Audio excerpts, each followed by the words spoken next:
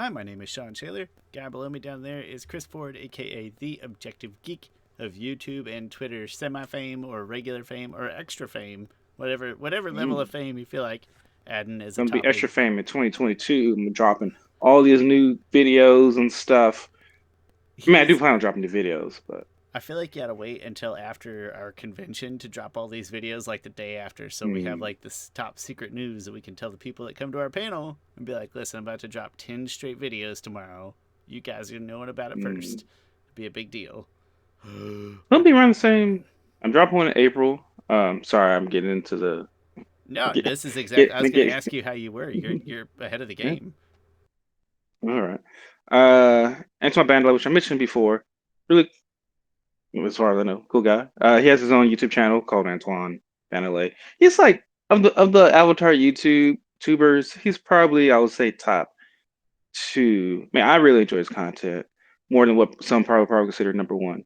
But there's no offense That's a against high Hello bar. Future Yeah, that's Me, not a shot. but yeah, a lot of people love Hello Future Me, and I like his videos too. Like he was probably one of the first people I saw do Avatar videos.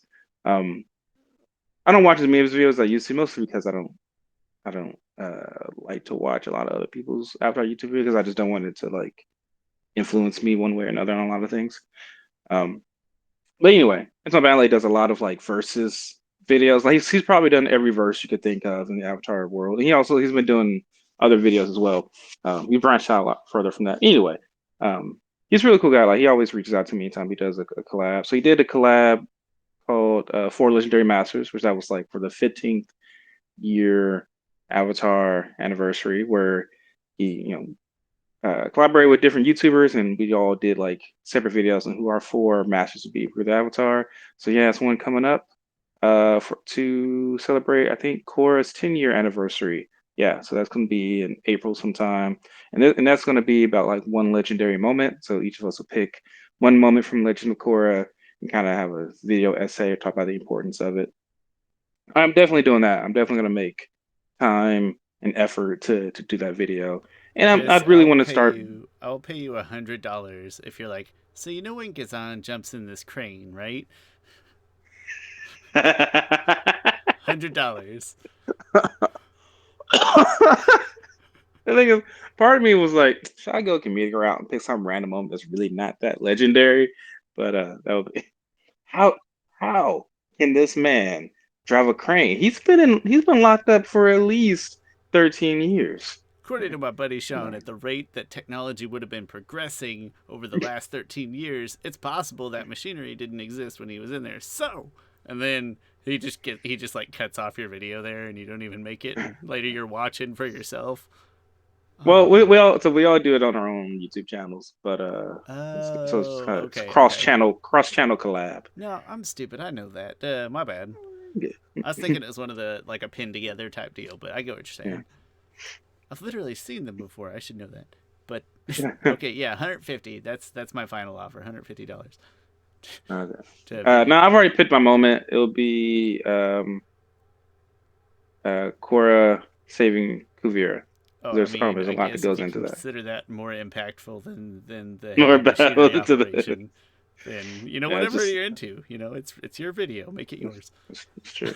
Hey, you can make your own video as well. It's perfect. You, I'll just chime in uninvited. I'll be like, hey, these guys are doing this thing. I have a thought.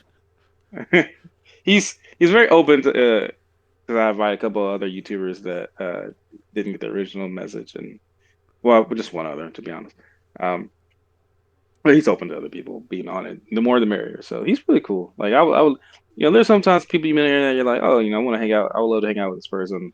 Like he seems like one of them. So I just watched the episode where Terry met his hero, the author of the book series. I can't yeah, remember.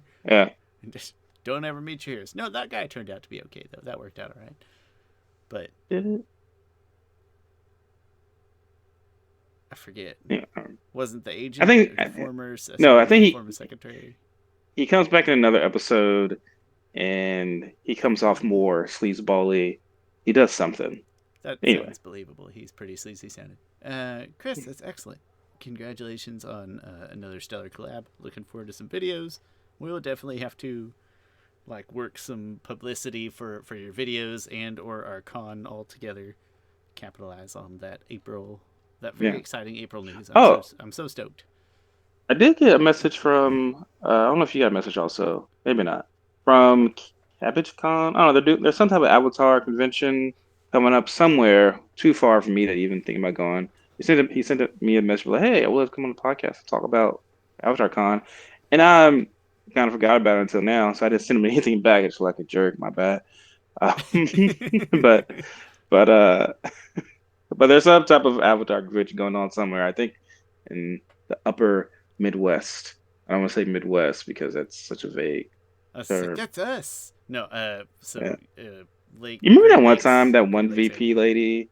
You remember that one time that one VP lady? She had like short, frizzy black hair, and at Payless, and like she's from Pennsylvania, and like she's coming down to Kansas, right? And she's like, "Oh, I don't want you guys to think like I'm some like East Coaster. Like I'm from the Midwest. Like I'm from like Pennsylvania." And everyone's like, "Well, One of that's my not the Midwest.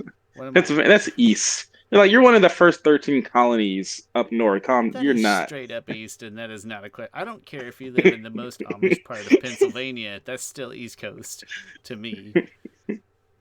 And I know, Oh, definitely. You're touching New York for crying out loud. Like, yeah, Midwest is a messy thing. I have a very good friend who lives in Ohio. He lives near Dayton. It's called Franklin. Big Bengals fan, by the way. So we no, didn't screw speak them. last week. One Yeah. thing, I'm sorry. Let me just go ahead and go before I get off on a tangent. Just the matter of that we both claim to be from the Midwest, Yeah.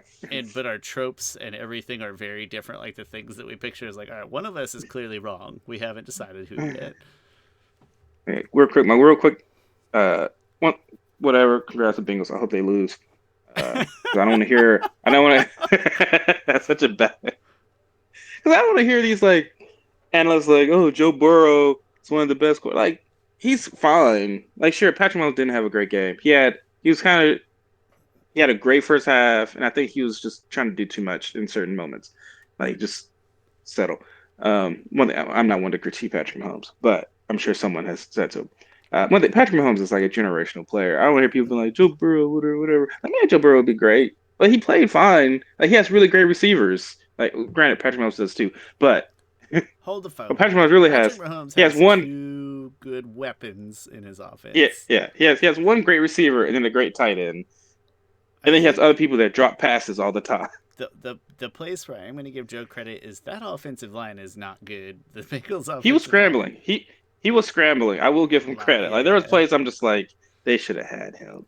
I am going for the Rams just because I really want Matt Stafford to win because Yeah. the Lions, everybody's least favorite team in the NFL should be the Lions because they have ruined some generational talents.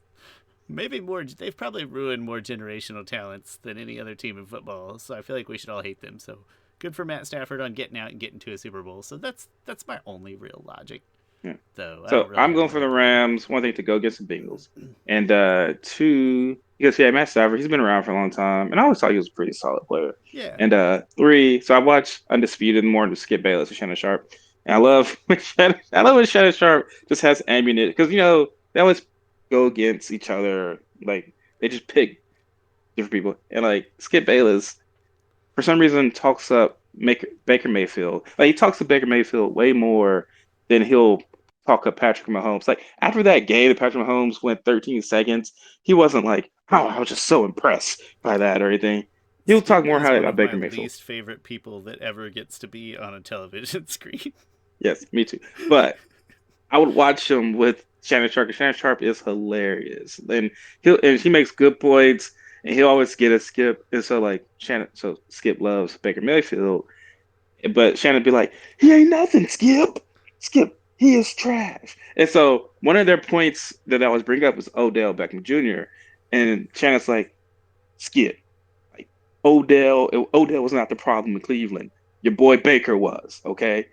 Odell's not. And then so if when Odell always does well, Shannon's always like, Skip, you see here?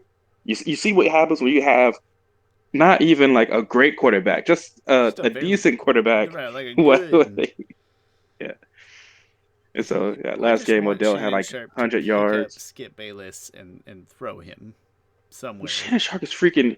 Sometimes he'll He's like come. He'll six come. five, and he's probably still in good shape. I don't know. He looks like So he is.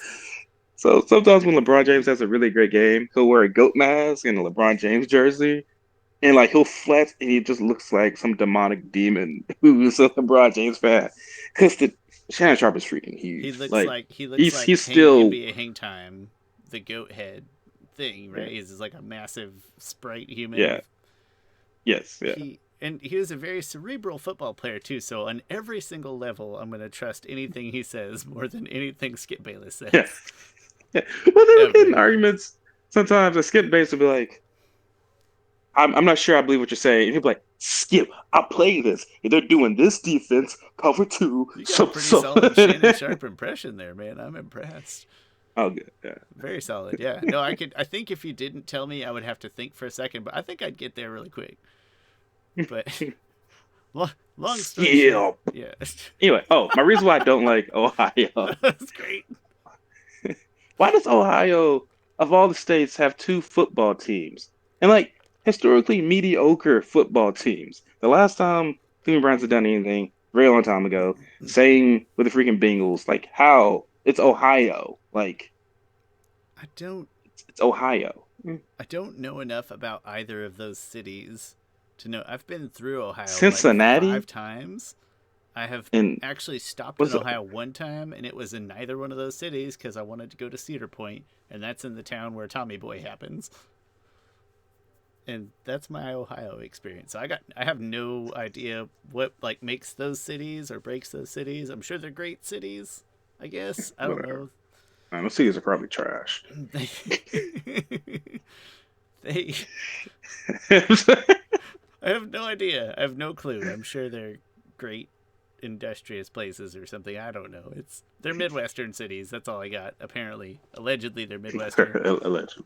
Hey, if you're from Cincinnati or Cleveland, tell us how you got two football teams, and I got to fight with one with Missouri, and it's technically theirs, and I won't fight that fight. It's No, fine. no. I'm one thing. I remember one time. I'm sorry, we were 12 minutes in. One time, my mom was visiting. They're from. Well, I'm from Oklahoma also, but she, It was around the time that the Royals won the World Series. She was like, "Wait a minute, Kansas City? Is Kansas City in Missouri? Like, why?" And then she was making fun of me. She was like, "So all y'all going for these teams, and it's not even Kansas?" I'm like, one thing. Hold up, you're going for the Cowboys. It's 4 hours away. Like you don't These are have a team. across the street, Mom. Yeah. And I was like, well, like Kansas City is like it's not like Kansas City, Kansas, and Kansas City, Missouri are like apart from they are like it's one whole metropolitan area. And I would argue that I would argue that a higher percent of Kansans are Chiefs fans and Royal fans than percent of Missouri fans. I'm sure there's still, especially when the Rams were there and Cardinals and stuff like that. When the Rams were there, that would be totally fair. Now that they're gone, it's probably a mixed bag. I do see more and more like Kansas City people who feel like Cardinals fans, but just because Cardinals got the whole tradition and all that stuff. So, but yeah, I would. I don't know, but who do you cheer for if you live in Oklahoma? I guess, but yeah, your mom got the room They, to talk. I mean, yeah, they either go for the Cowboys or go for random people. Which I tell them like, hey, y'all can start going for the Chiefs. Kansas City and Dallas are both 4 hours away from Tulsa. Like, and you got way more promising times And then you with Kansas also City than don't that's have to be a Dallas fan. That's pretty huge. No yeah. offense, Like, Dallas fans. I would hate if my owner was Jerry I Jones. couldn't. I don't think I could do it. I don't think I could do it. But that does it for this week of NFL podcast. Thanks for listening. The Okay, let's congratulations, Bengals, go Rams, and no, not congratulations to the Bengals. I, uh, Although I opened saying congratulations to the yeah, no, Bengals. congratulations, Bengals. Yeah, That good job. team maybe that state could I use feel like a this is a victory. fluke, though. Honestly, I feel like they better do it this year because next year, I don't. They got. I'm not gonna say they got. They got lucky. We this is going to be the most fun off season, I It's like think. when Miami. It's like when Miami went to the finals. It's like Miami. Yeah, the bubble finals, right? Yeah, but Those bubble yes, finals, so it just felt weird. It felt wrong. And yeah, I do that. Some offense, Miami. Some offense, not a whole lot, but a little bit. It's going to be the most fun NFL offseason I think that we will ever remember. And it just got a whole lot spicier, actually, with some weird news. But we're not a football podcast. We'll talk about that some other time. Chris, in the meantime, though, we have an episode to talk about, like always, because that's what we do here. This is Legend of Korra, Book 4. What is Book 4? Balance. I totally drew a blank there for a second. Book 4, Balance, Chapter 3. It's called The Coronation, and I love the title for this one because it's kind of like Yes. what do you call it? Like a play on words or help me, Yep. a bait and switch? A no. Nah, I don't. Not double entendre. That sounds like it's a sexy thing. I mean, no, Whatever. I it's a like that. double entendre. It is a Just in a double not entendre. sexy way. Got it. Well, I think you're thinking about. Maybe thinking about When you say double wait, I'm a entendre, my brain makes think of like when you say something that menage sounds a trois. well. No. When you say something that sounds dirty, but it's not, Okay. but it could be taken dirty or it could be Hmm. dirty. Like everything Charles says in Brooklyn Nine-Nine. Those are all like double entendres, right? Or at least that's what I think. I could be misusing the word, but Double entendre is that is the what it is. so this One is the word that can have two. non-sexual odd It's way of never that. double entendre is never sexual shot. It's never like a It's always sexual things at that least like make me think of like that. That's the double entendre, and the devil part is the part where you're taking it to be something perverted. It's not that the devil entendre itself is a sexy thing. That's weird. I don't, uh, this that's way I a, just associate things with things that aren't things. Like I associate blue eyes white dragon with being racist because it sounds racist. Blue eyes white dragon. Like, geez, what the heck? See, what's that tattoo he's got on there? That's messed up, man. The yes, it's a double entendre where the second meaning is not at all sexual whatsoever. It's called the Coronation. Chris, do you want to walk us through this episode? And I will eventually get to the other side. Ah, coordination. Oh, Let's see. there we Okay, go. so we pick up. There we go. Pick up and the thing we start off kind of with Wu. Wu's like preparing for his coronation to become the king of the Earth Kingdom. And yeah, we've talked about this before. There's too much Wu, and It is. we're already he's already been in 2 episodes, and I think there's too much Wu. He's just At a like minimum, he kicks the season off, or he hampers the early season. At a minimum, he hampers it. yes, yeah, definitely.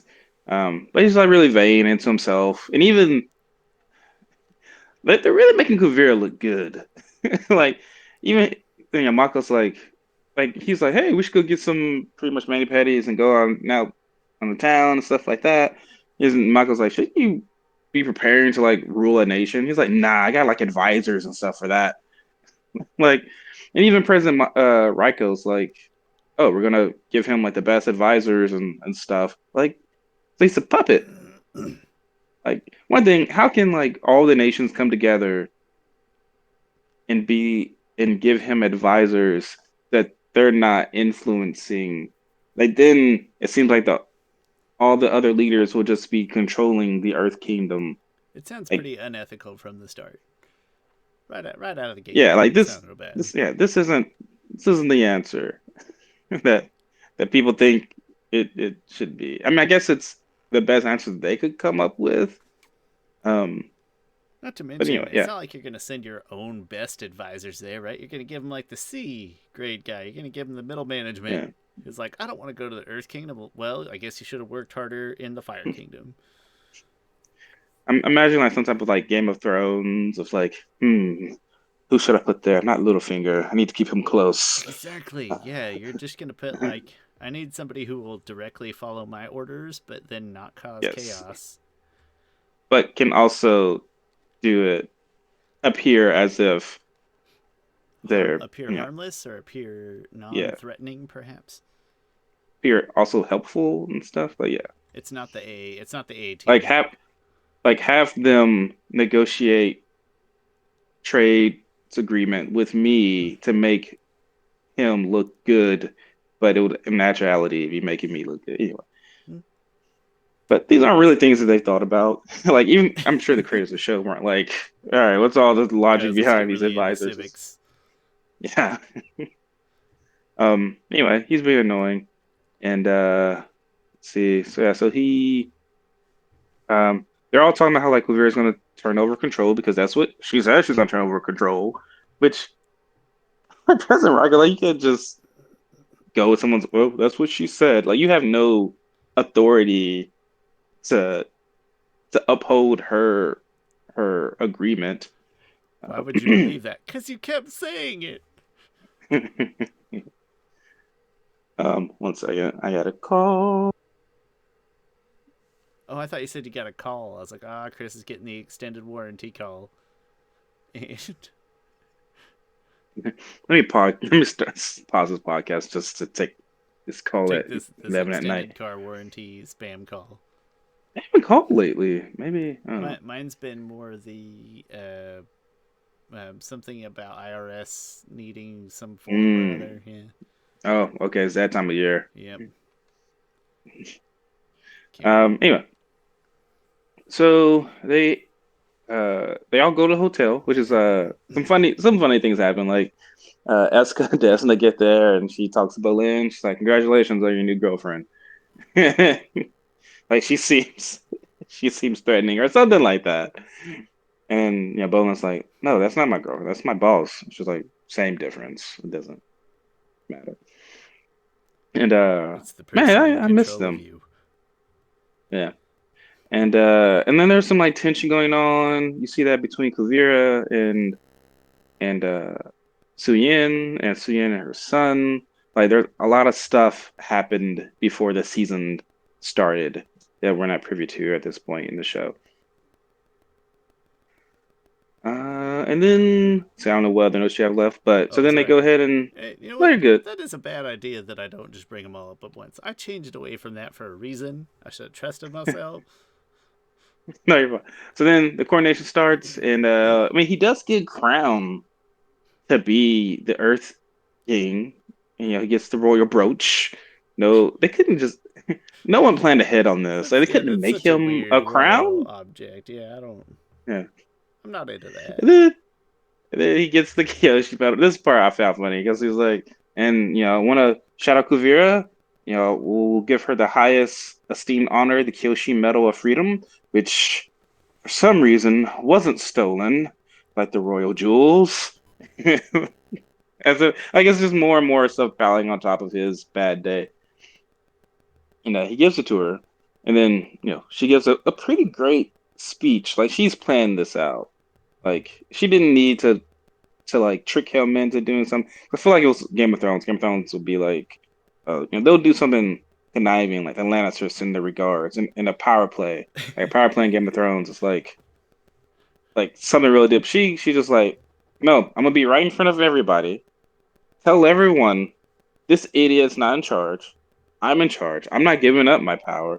I was raised by Suyin that people shouldn't just be in charge because they're born into it. Like that's an idiotic way of thinking. Like technology and advancement and things like that should be the things driving your country, not dumb uh, patriarchies.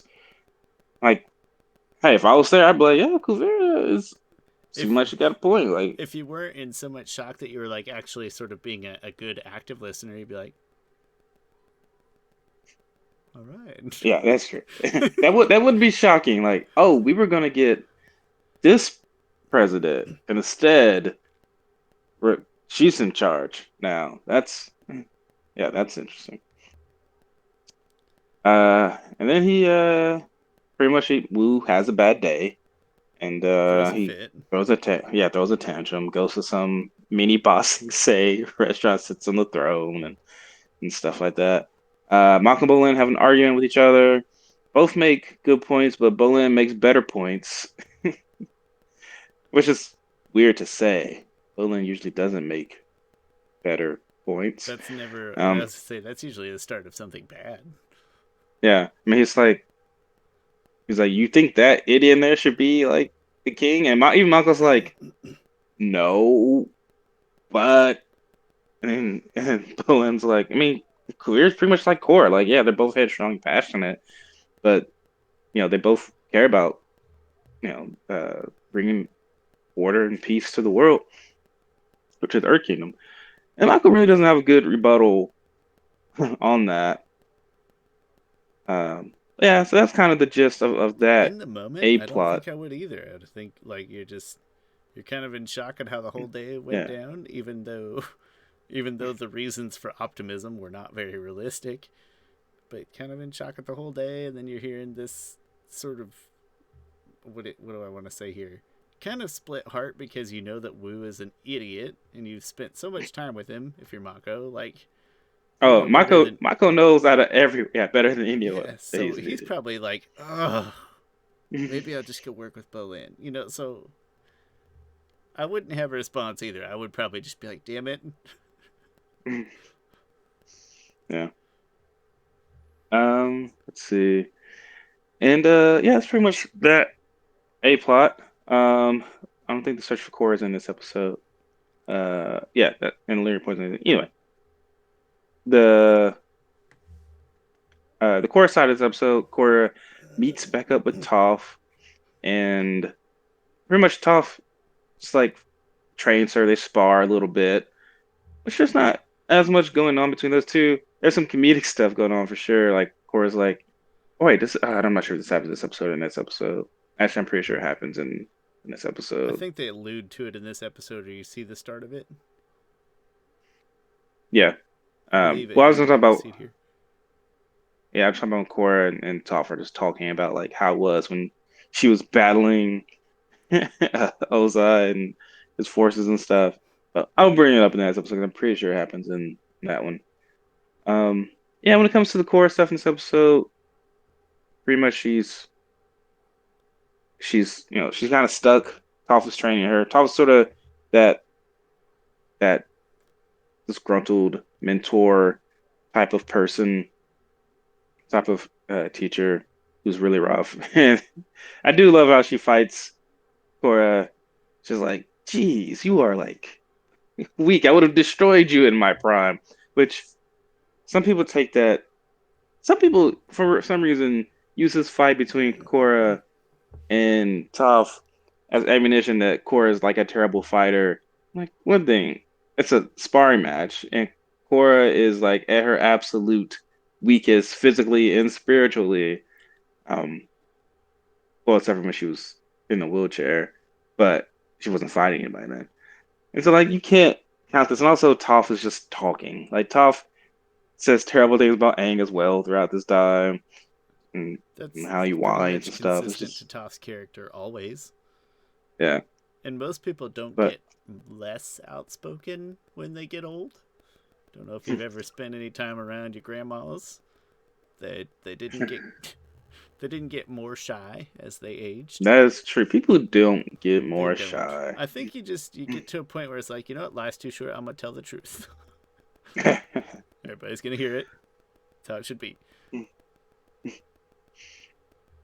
Yeah, I feel like I don't have that much to say else about. I feel like not that much happens in this episode. I mean, actually, a lot happens in the episode. The episode is a kind of a story There's kind of too device. much. There's too much woo, frankly, and then there's a little too much dialogue where not a whole lot's going on. Yeah. It. I know I'm But yeah, giving away my feelings too early, but that being said, it's a great segue into Chris's ratings. wow, I thought we did not talk enough about that. We So we talked spent half more that. about football. No, that's not true. We Yeah. stopped football at 12 minutes and we led with con and videos. So we probably talked Okay. way too much about football still. But the point is, Okay, so we bested the length.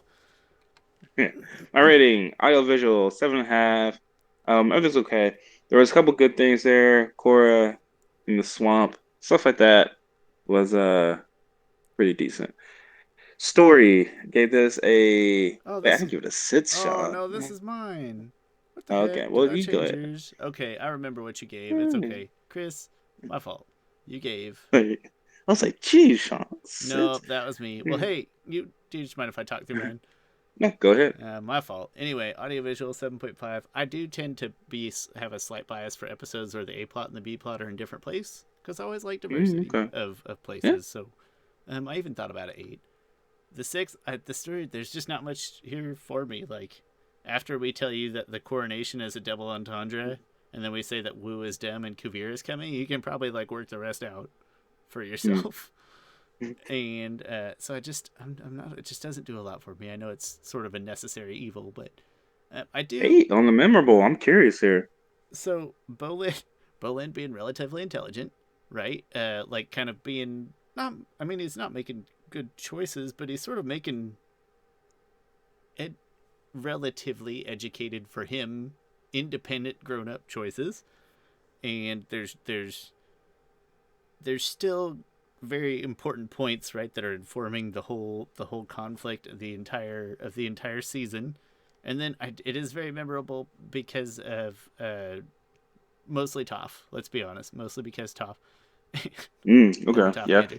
So it's not that it's amazing, but 8 just feels like it is. It's more memorable than anything else. I don't want to sit and watch it necessarily, but there's certain parts of it that do stick in my head.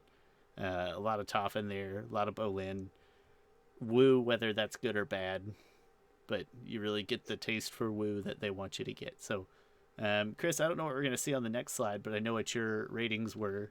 Mine came out to 7.1. Let's see if yours I get believe better. audiovisual was a I 7 think you went 7 and then 7.5 and a for half on story, story, and then seven and a half on that memorable. maybe I went 7 on memorable.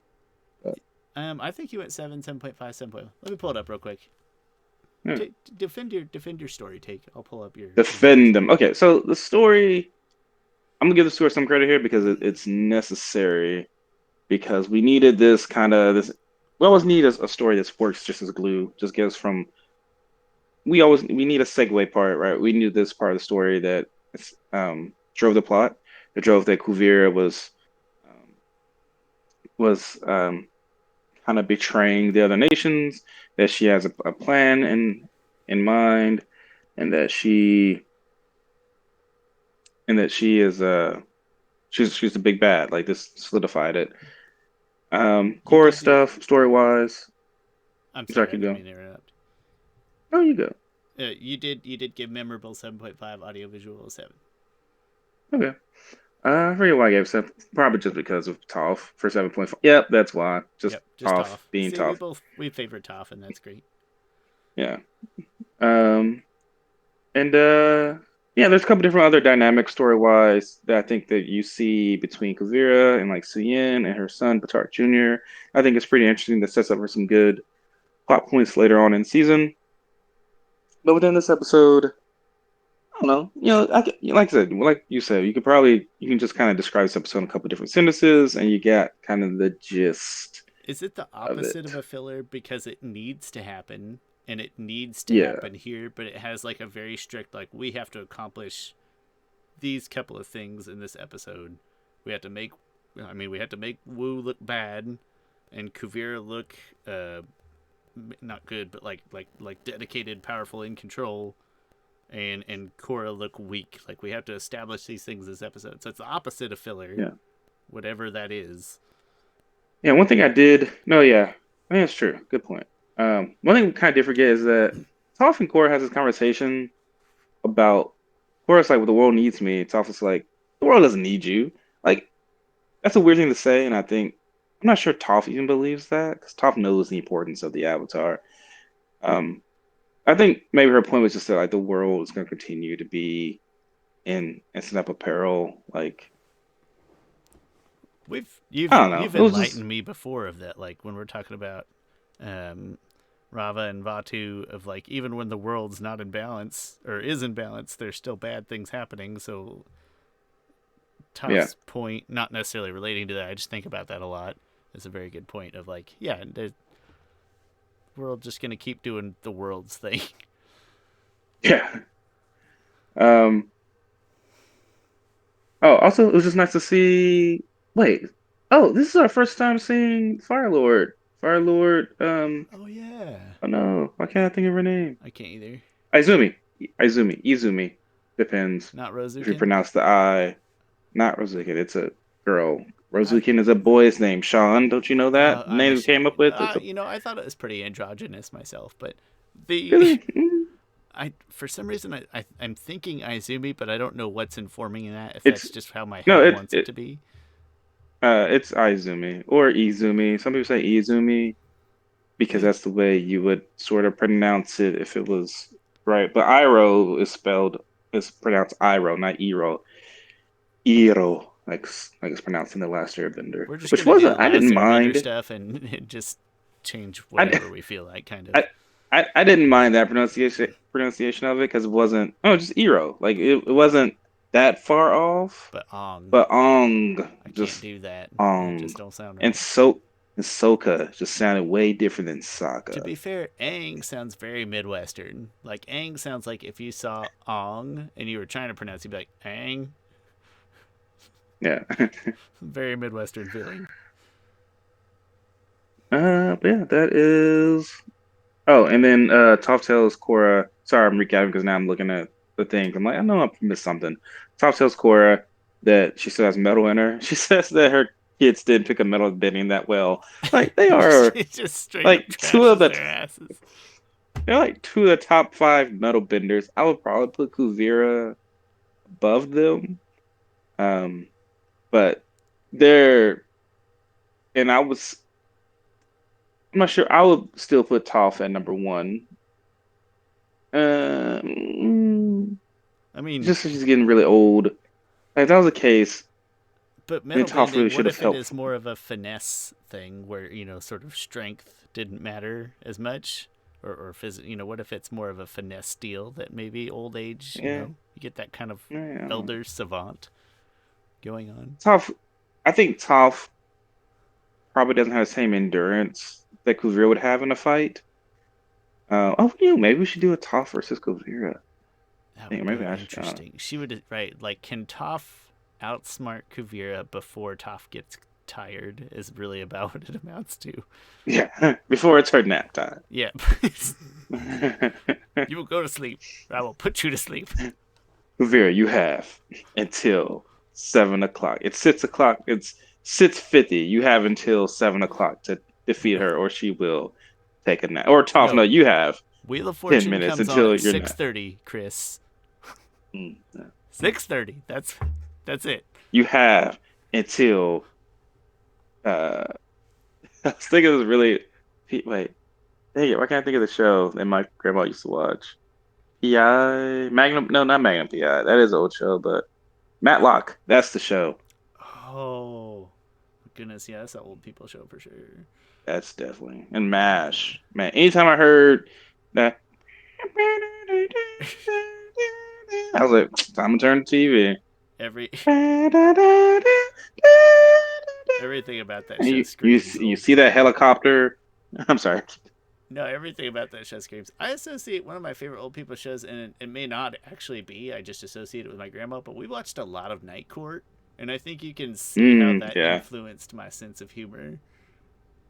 I think that's That I think that's very well informing to my the personal the character. bald headed guy Bailiff. voices Harvey Dent Oh, and the bald headed tall guy voiced Harvey Dent in Batman the Animated Series. no kidding. Great voice. Like, I never picked that up. That's amazing. yeah, Characters that should be black. Go watch that video. Wait, no, it I was know. characters that are black or were black. I forget what They're you're talking black. about. Yeah, they're black. Yeah, I think I titled it "They're Black to Me," Black to me. which That's right. yeah. Well, hey, Chris, we've talked enough about stuff that's not related to this episode at all. I tried to come back to it, but anyway, yeah. So what's that rating's about to be? Who knows? Seven It's point. probably So about a you're 7. 7.2. Yours was a 7.2. Okay. Mine was a 7.1.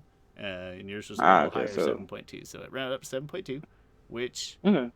I think that just. I mean, I think that's reflective. I think it's appropriate. It's not a skipper. You kind of need it. It kind of establishes some You feelings need and to some watch things, it. Yeah. and you need to watch it here again. It's not a filler. You can't just plug it and place it.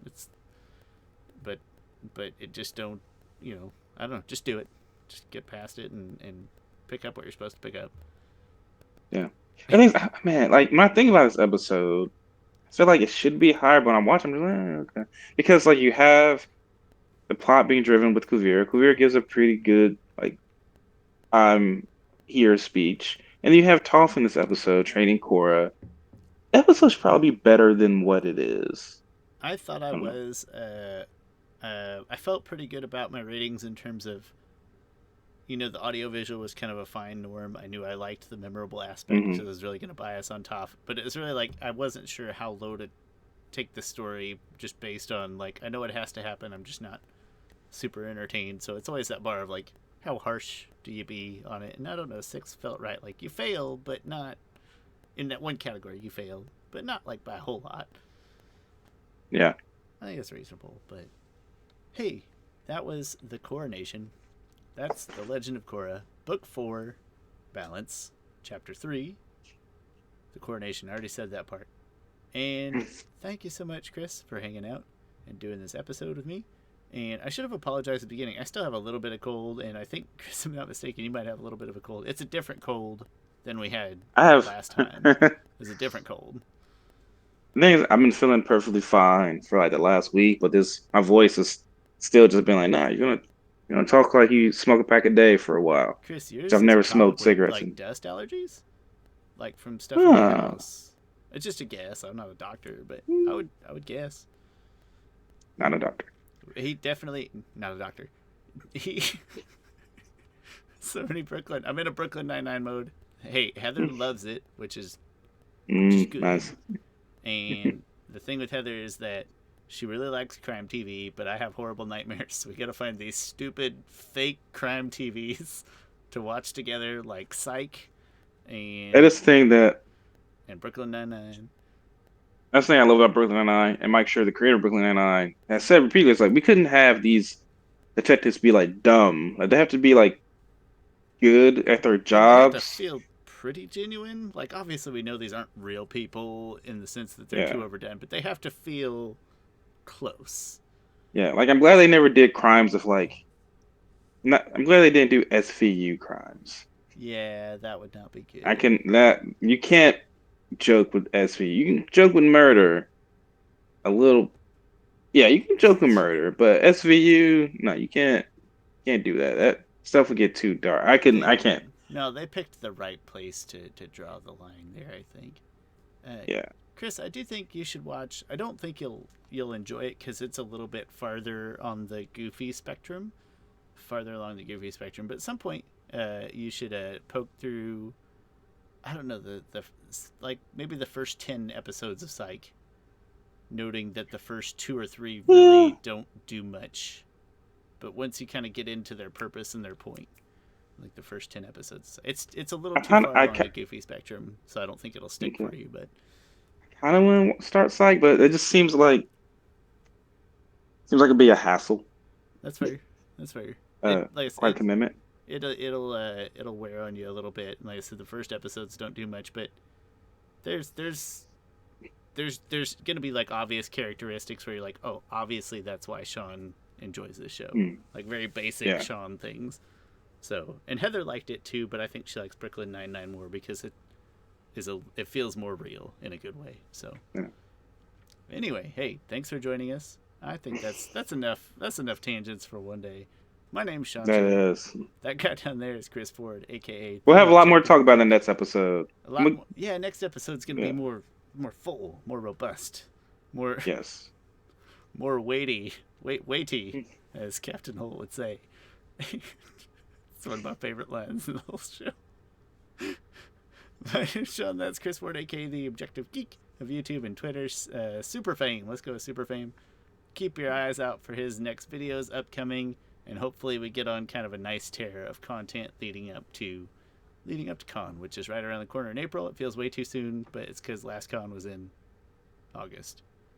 Anyway, this is Avatar: The Last Podcasters. I'll put all the stuff in the description, like always. Thank you so much. And as soon as I can find out wherever my mouse is to shut this off, I'll say see you next time. Is it there? Is it there? Holy smokes, Chris! I Well, now really can't find my mouse. well, we'll just be on forever then. Oh well, I just did something to it to You yeah. did something. You're This is probably just still recording. yeah. This is just Definitely it still forever. recording. This Man, is come on, Shawn. we You're really need to have a rusty. special guest. How Oh, long there it has it is. been?